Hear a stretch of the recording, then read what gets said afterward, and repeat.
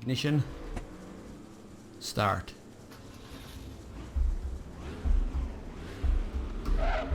Hello and welcome. Today I'm in Race Room in a practice session at Road America, driving some classic Porsche, and my car selection here on the location being America is for a reason. There's a story I wanted to tell, and hopefully this doesn't come out like the ramblings of a madman, but if you bear with me for a while.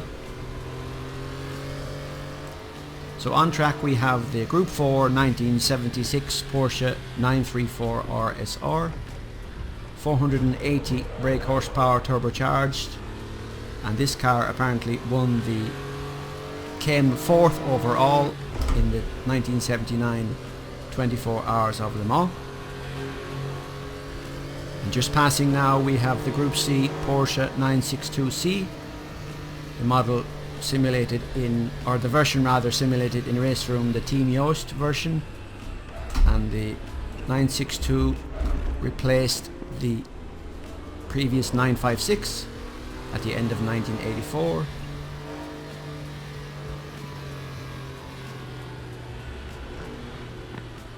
And the 962 featured a 700 brake horsepower twin turbo engine with a 5-speed manual transmission, I believe.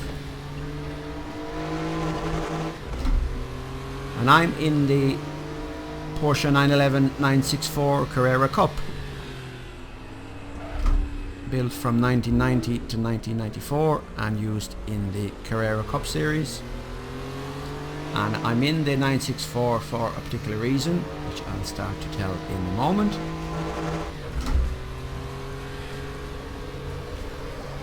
Now the 964 features a 3.6 litre flat 6, producing around 250 brake horsepower.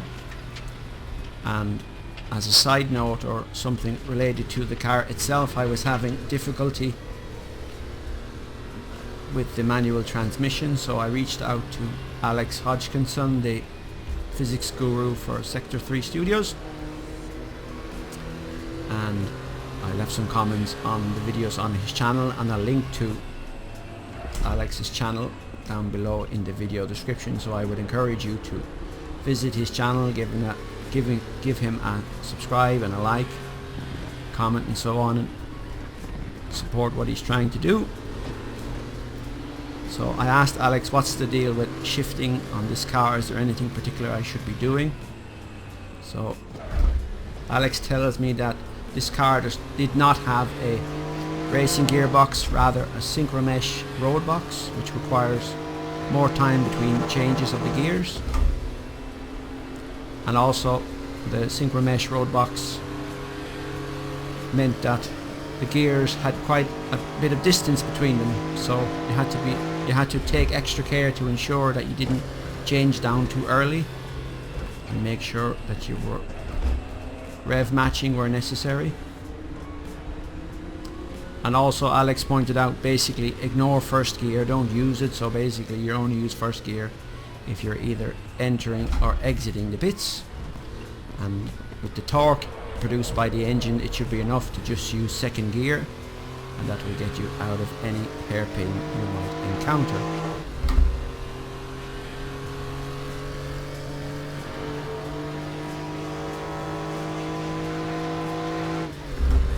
FFB. Turn off the clipping meter, I don't really need it.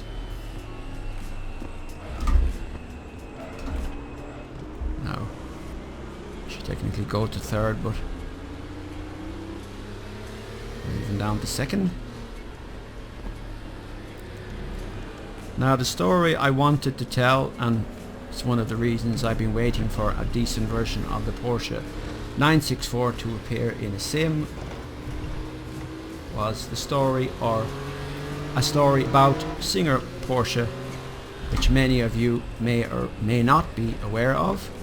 I suppose if you follow car design and car culture, you may have heard of it. So Singer was founded by a guy called Rob Dickinson from the UK, and Rob originally studied at the University of Coventry in the UK, and then went on to work at Lotus, and he learned his craft from some of the expert guys there. But Rob then didn't continue. He decided to form a band, and the band was called Catherine Wheel. Now I'm of the Nirvana and Pearl Jam and so on era, and as are Catherine Wheel, but I have to admit I never really heard of them, so I don't know where my head was at the time, but suffice it to say, Catherine Wheel is a new thing to me.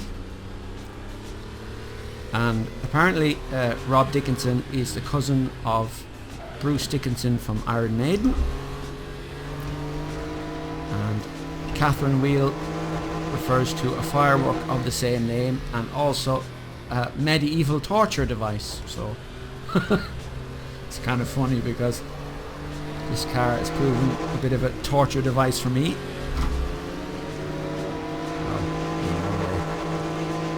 I'm sandwiched between two red 962s. It's kind of interesting. Up to 5th. Do I dare go to 6th? Nah, I don't know. Back down to 4th maybe.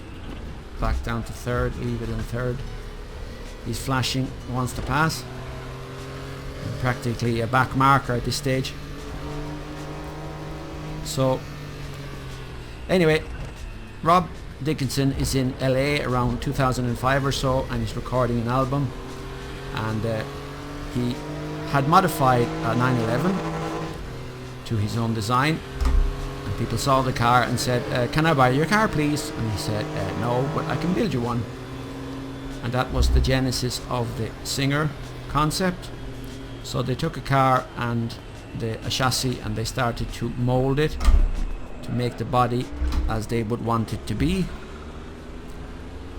That was the birth of Singer. And so what they would do was basically take an air-cooled 964, that's their preference, and that's the basis, because it's one of the last air-cooled Porsches, not the last, but coming up to the end of the air-cooled era, I guess. And not too old and not too young either, so the right platform for them. And so they would take a 964 and they would take everything out, add carbon fiber to the body, add 17-inch wheels. They even got custom rims designed, and Rob Dickinson was saying basically that in terms of the look of the car and the appeal of the car, the wheels and tyres are as important as the body. And there's a video about one of the Singer Porsches on Top Gear by James May. At that point James May of course was still at Top Gear, and James May points out that the rev counter goes to 11, which is perhaps a nod to Spinal Tap. Those of you who know about music will know what I mean.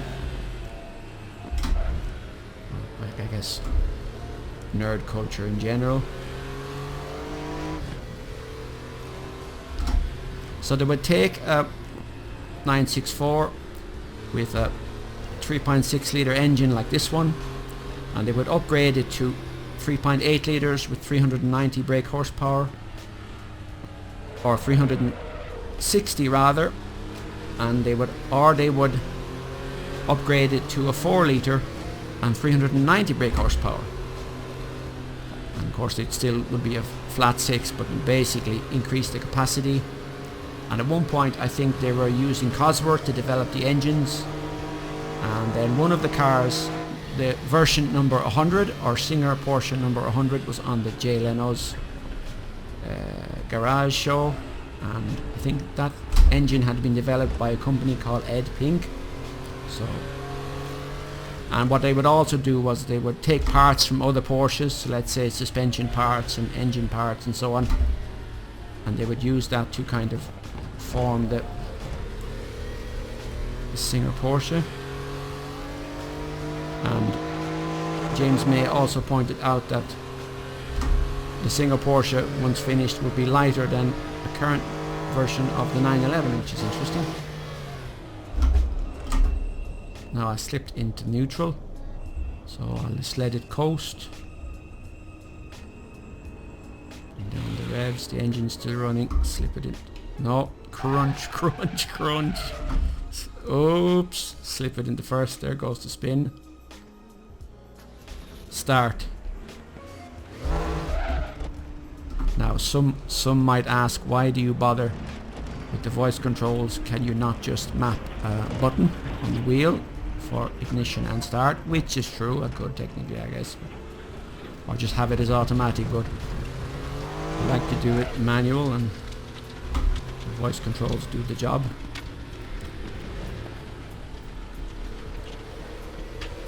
So to continue on with the story, Matt Farah from the Smoking Tire was on with Joe Rogan's podcast, and they were talking about Porsches and how Williams and Singer were developing a project, basically the top end of the Singer Porsche, and it was this Williams and Singer DLS, which stands for Dynamics and Lightweighting Study.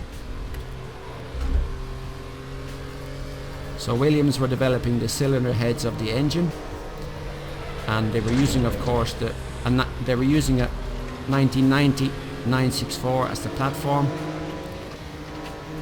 and the engine was costing around $250,000, and they were bringing the capacity up to 500 brake horsepower with a 4.2 litre engine and 500 brake horsepower, and that's in a 964. So wrap your head around that. The biggest displacement in a car this size, and the rev counter will go up to, the rev counter would redline at 9,000 RPM, which is similar to what a current 911 GT3 or a GT3 Touring could do. So it's kind of amazing. Oops! Now, I'm not watching the road. Start.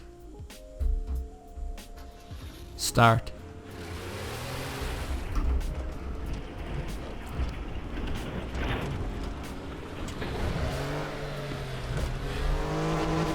You can hear the whistle of the turbo.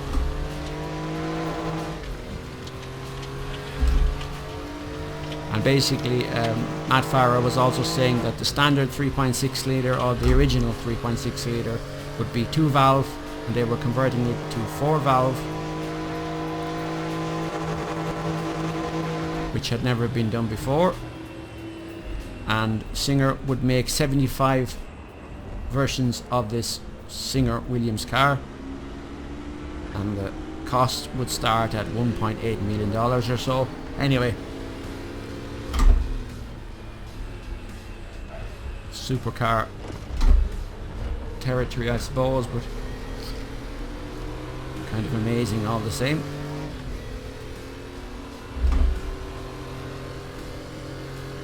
Of course, this isn't close to the performance of something like that, or even a base Singer model, if you can call it that.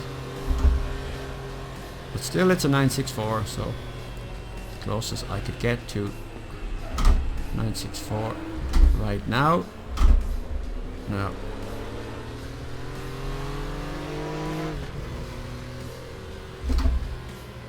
And the reason why the 962 is relevant, and the reason I wanted to include it, and the reason for the creation of this video, if you will, is because the 962 was designed by Norbert Singer.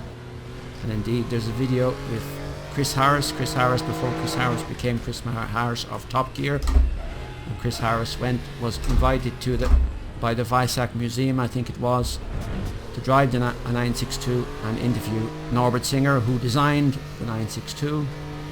And indeed, Norbert Singer is the reason why Singer Porsche is so called. And I think it's perhaps also because Rob Dickinson was a singer in a band, and you had Norbert Singer, the famous Porsche designer, so it's kind of a nice tribute. And one of the things that's also interesting is that Rob Dickinson is from the UK and based in California. And there's another Porsche modifier, if you will, called Sharkworks, which is run by a guy called Alex Ross, also known as Sharky.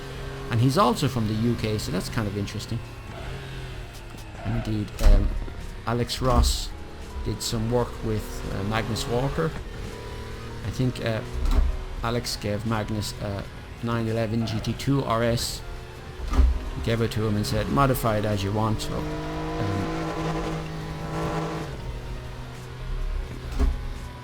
Magnus lined the seats with his signature material, which is kind of cool. Actually, it was featured on Jay Leno's Garage, I think, as well. And there are also other 911 or 964 projects such as Theon in the UK, and there's another one called Gunter Works, or at least I've seen references to Gunter Works, so there's several around, I suppose. And indeed, there may be at some point a Singer... No, there I go, shift into neutral. There may be a Singer 911 for Assetto Corsa at some point. At least there's references in the forums to somebody working on Singer 911. Somebody who developed a beautiful rendering of a Singer 911, Singer 964 911, was offering their model. So somebody was trying to develop physics and sounds for that. So let's see how that comes out. That would be interesting. Indeed, I should post that video. I'll post a link to this video in that forum post, in that forum thread when it goes live. And final note, there may also be a Singer Porsche in Forza Horizon 4, but what I think it actually is it's a 911 or 964 perhaps with an RWB body kit. And RWB is Akira Nakai from Japan. Basically hand sculpts Porsche body kits, and those who are into drifting and so on will definitely know who Akira Nakai-san is. So kind of interesting.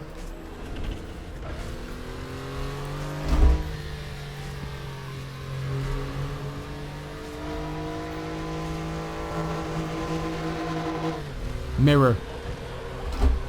Turn off the mirror. Speed up a little bit. See how we go. Can we drive better if we don't need to talk? Probably not. Probably makes no odds actually.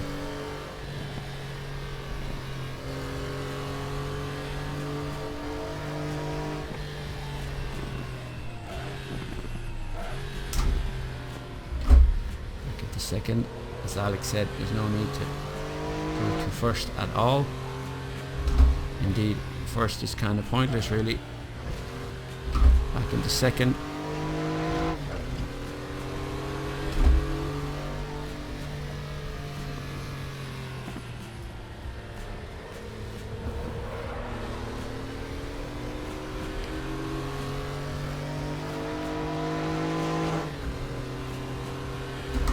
I guess I should say that if you're watching this video and you haven't already subscribed to my channel, like Alex Hodgkinson's channel, please subscribe as well.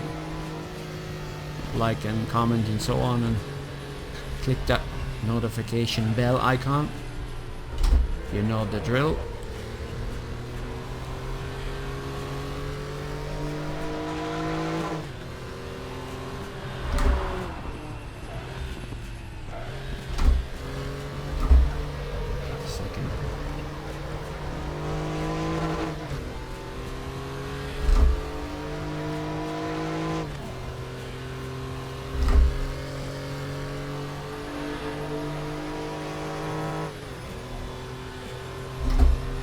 Fifth.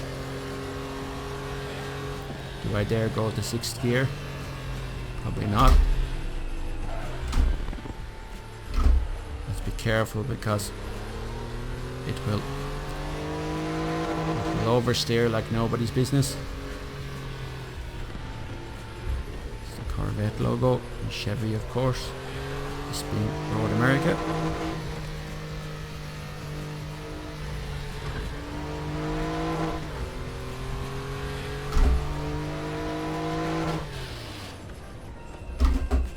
Oh, no, fatal error.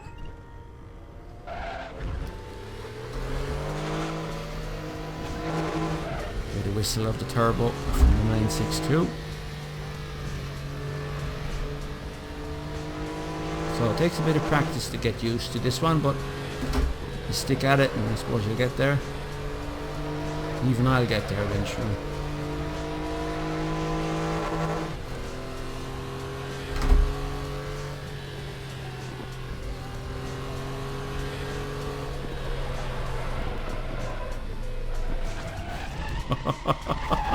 Oh no!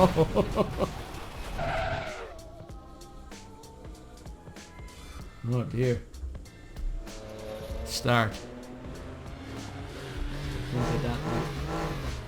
We shall call it a day. Quit while we're ahead, so to speak. Watch out for traffic.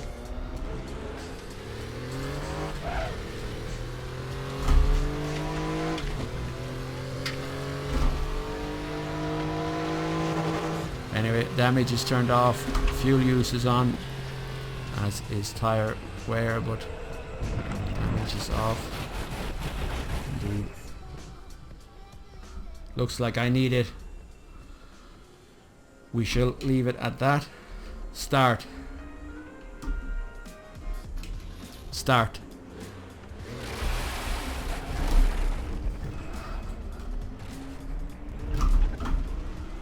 This video was something I created a while back and for whatever reason never got around to finishing. And in the meantime, a version of a Singer Porsche has been made available for Assetto Corsa, so I'll include a link below in the video description. And indeed, there's also another modified version of a Porsche costing $1 million, which has also appeared. And I'll also link to information about that in the video description. And indeed, for any and all references I've included in this video, there will be links down below in the video description if you want to check those out. Thank you.